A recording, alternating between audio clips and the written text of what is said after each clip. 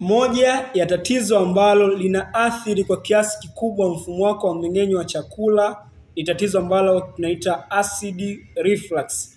Acid reflux hii ni changamoto ambayo inatokea pale ambapo acid kutoka kwenye tumbo inapojaribu kupanda kuja kwenye hili umio la chakula, esophagus.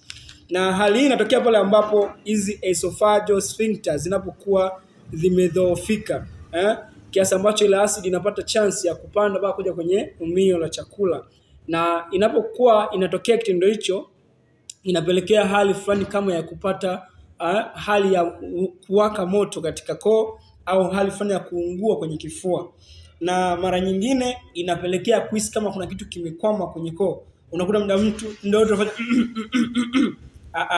sio hali ya kawaida, ni dalili za kuwa na changamoto ya acid reflux. Kumbuka mfumo wako wa mmeng'enyo wa chakula ni mfumo mama sana. Unapokuwa umeathirika, unakuwa ni rahisi kuathiri mifumo mingine.